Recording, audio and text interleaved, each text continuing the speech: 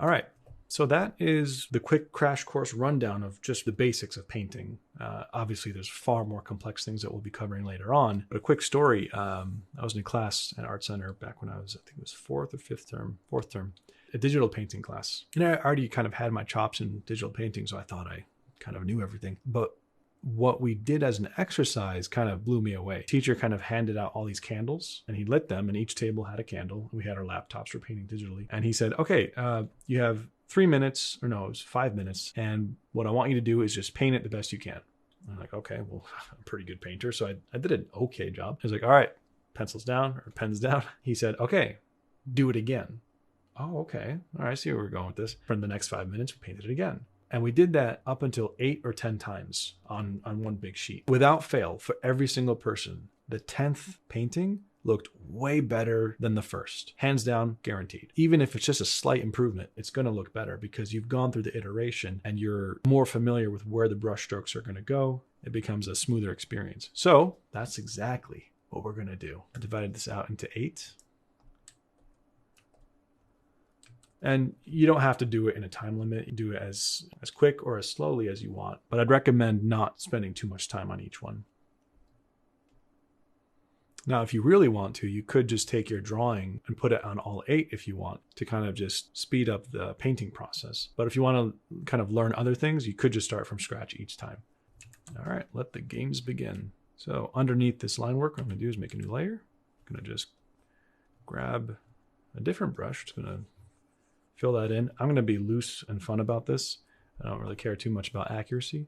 In fact, you can kind of do a shortcut by just filling all this in with that value.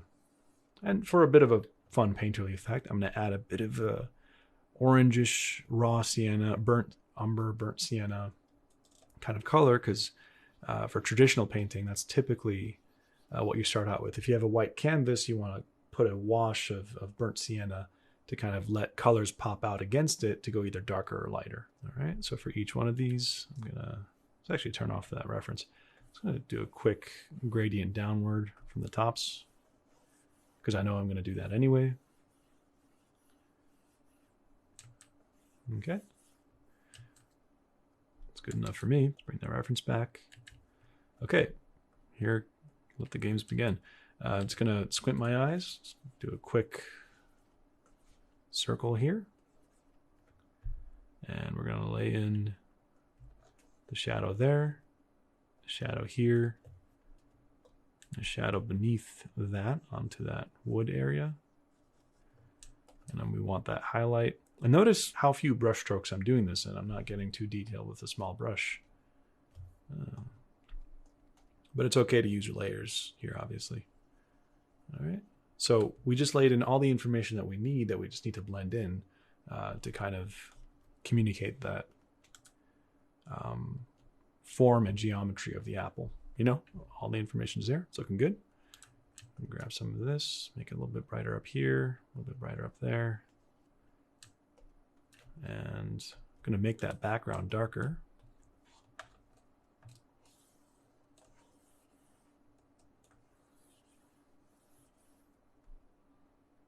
And just merge that down. And since it's all merged down, I can make a new layer, not a new layer. I can use the mixer brush and just blend that all together.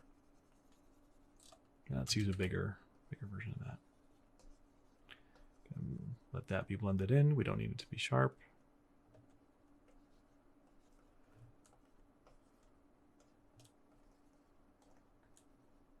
Let's get the stem in there.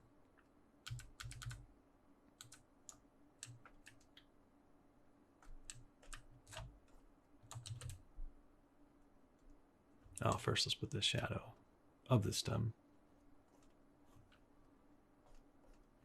Okay, just a one stroke. This is indication. And honestly, I'd leave it at that and say move on to the next one.